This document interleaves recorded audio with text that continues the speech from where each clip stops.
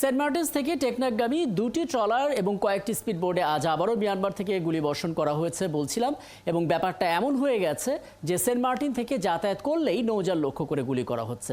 আলাপটা করতে চাই, আমাদের সঙ্গে আছেন সেন্ট মার্টিন উপজেলা পরিষদের সাবেক সদস্য হাবিবুর রহমান এবং আমাদের সহকর্মী কামরুল ইসলাম মিন্টু, তিনি তো আছেনই। শুরুটা করতে চাই মিন্টু আপনাকে দিয়ে, দুজনকে আগে আমন্ত্রণ জানাচ্ছি। এবং মিন্টু, একটু বলবেন, অজ্ঞাত বন্দুকধারী বা অজ্ঞাত গোষ্ঠী বলা হচ্ছে মিয়ানমারে, সেটা কি এখন অজ্ঞাত রয়েছে নাকি কোনো তথ্য জানা গেল? তারা আসলে কি চায়? তাদের দিক থেকে কোনো বার্তা আছে কিনা, যেহেতু তারা একটা রুট পুরোটা ব্লক করে রেখেছে এবং নৌযান গেলেই গোলাগুলি করছে? কি জানতে পারলেন মিন্টু?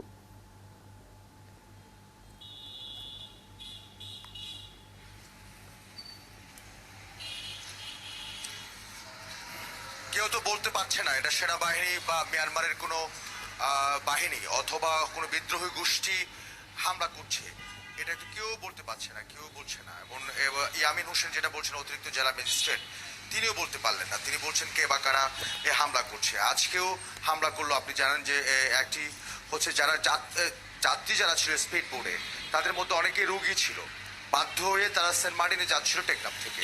সে সময় নাইখুদিয়ায় যখন যায়, তাদেরকে একেবারে বাংলাদেশের সীমানার ভেতরে, জলসীমার ভেতরে এসে, নৌকা যুগে এসে তাদেরকে হামলা করেছে, সে ধরনের দাবি করা হচ্ছে। যে কোনো সময় এই তারা আক্রান্ত হতে পারতেন, কিন্তু কোনোভাবেই তারা হচ্ছে সেখানে পৌঁছে গিয়েছে। তো এখন যে বিষয়টা হচ্ছে, সেন্ট মার্টিনের যে মানুষজন বলছে, আমরা অনেকের সাথে কথা বলেছি, এবং তারা বলছেন যে তারা এখন খাদ্য সংকটের দিকে যাচ্ছে, তারা এখন চিকিৎসার অভাবে ভুগছেন। তারা ইতিমধ্যে, আমরা সত্য কিনা যায় না, কিন্তু তারা দাবি করছেন যে দুজন রোগীকে তারা চিকিৎসার অভাবে দুজন রোগী মারা গিয়েছে।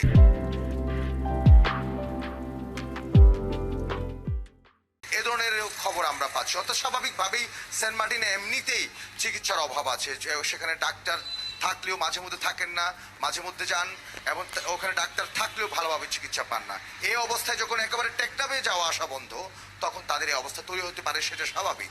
এখন জেলা প্রশাসন থেকে বা বিজিবির পক্ষ থেকে সুস্পষ্ট কোনো বক্তব্য আমরা পাই না। আমরা যদি যেটা পাই, সেটা হচ্ছে তারা বিকল্প পথটা খুঁজছে। সেই বিকল্প পথটা কি আসলে এখনো পর্যন্ত রাখিব আমরা জানি না, কিন্তু খুব বেশি তোড়জোড় আছে বলে আমাদের কাছে মনে হয় না। কিন্তু সেন্ট মার্টিনের মানুষের যে একটা দিন যাচ্ছে এখন, সে দিনটা খুব ভয়াবহ।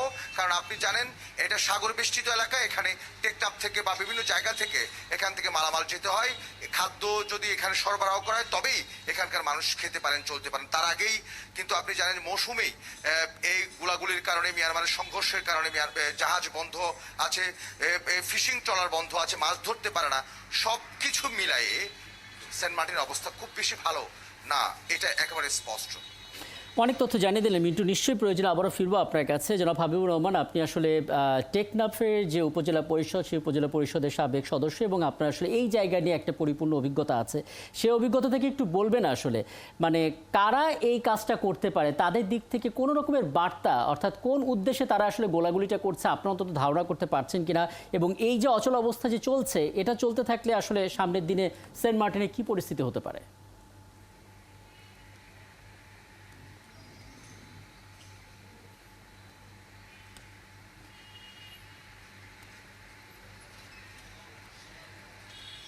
আজকে প্রায় 4-5 দিন ধরে সেন্ট মার্টিনের সাথে টেকনাফের সাথে কোনো ধরনের যোগাযোগ করা যাচ্ছে না। এমনকি এখানে প্রায় খাদ্য সংকট দেখা দিয়েছে বর্তমানে, যেখানে দৈনিক 4-5টা বোট টেকনাফ থেকে সেন্ট মার্টিনের উদ্দেশ্যে খাদ্য নিয়ে আসতো, সেখানে আজকে 4-5 দিন ধরে কোনো ট্রলার খাদ্য নিয়ে এখানে আসতেছে না। এই মুহূর্তে বাজারে কোনো ধরনের কাঁচা বাজার নাই বলতে চলে। সামনে কুরবান, এখানে মশলা জাতীয় কোনো ধরনের কিছু এখানে নাই। যদি ইমার্জেন্সি একটা রোগীও যদি এখানে হয়, এখন এই রিক্স নিয়ে টেকনাফ যাওয়া লাগবে, গুলি খেয়ে মরতে হবে, নতুবা চিকিৎসা নাই এখানে তাকে মরতে হবে। এই ধরনের একটা পরিস্থিতি এখানে বিরাজ করছে। আমরা চাই ইমার্জেন্সি ভাবে সামনে কুরবানির যে কোনো ভাবে প্রোটোকল দিয়ে হলেও আমাদেরকে খাদ্য আনার জন্য দিবে, খাদ্য পৌঁছানোর জন্য প্রশাসনের কাছে জোর দাবি জানাচ্ছি। প্রয়োজনে প্রোটোকল দিয়ে হলেও আমাদের দ্বীপের জন্য খাদ্য আসে। এখন দ্বীপের অবস্থা খুবই খারাপ, মানুষজন খুবই আতঙ্কে আছে। এই ধরনের আতঙ্কিত থাকা সম্ভব না। অনুগ্রহপূর্বক প্রশাসনের কাছে আমরা বলতে চাই, সেন্ট মার্টিন দ্বীপের ট্রলারগুলো যারা খাদ্য নিয়ে আসবে, ওদেরকে যেন প্রোটোকল দিয়ে হলেও সেন্ট মার্টিন কার্ডে নিয়ে আসতে পারে। এই ধরনের ব্যবস্থা নেওয়ার জন্য আমরা দ্বীপবাসীর পক্ষ থেকে আহ্বান জানাচ্ছি। আচ্ছা, বুঝলাম, কিন্তু জনাব হাবিবুর রহমান, প্রশাসনের পক্ষ থেকে তো বলা হচ্ছে যে টেকনাফ থেকে সেন্ট মার্টিনসে যেতে গেলে বিকল্প একটা রুট খুঁজতে হবে। মানে এরকম বিকল্প রুট কি আছে আপনার জানা মতে? হ্যাঁ, বিকল্প রুট যদিও বা আছে, ঠিক আছে, কক্সবাজার বা ইনানি ঘাট দিয়ে আসা যাবে, কিন্তু সামনে বর্ষাকালে যে ভারী ঢেউ হয়, এই ভারী ঢেউতে এই বিকল্প রুট দিয়ে চলা আসা যাওয়া আসা করা কোনো মুহূর্তে সম্ভব হবে না। ওই ঘাটেও জাহাজগুলা বেরোনো সম্ভব হবে না, ব্রিজে এই ঘাটেও জাহাজ ব্রিজের সাথে বেরোনো সম্ভব হবে না। একটা জাহাজ যদি ব্রিজের সাথে ভিড়তে না পারে, জেলের সাথে ভিড়তে না পারলে, তো সেখানে যাতায়াত করা কিভাবে সম্ভব হবে?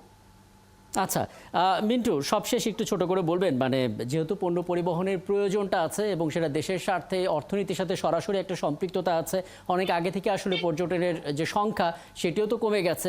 এই বাস্তবতায় যদি সেন্ট মার্টিনের এই পরিস্থিতি তৈরি হয়, সেক্ষেত্রে বিপদ কি অপেক্ষা করছে? মানে স্থানীয় প্রশাসন এবং আপনি বলছেন যে বিজিবির পক্ষ থেকে ওরকম বড় কোনো মুভমেন্ট নেই, তাহলে সমাধানটা কোথায় আসলে, মিন্টু?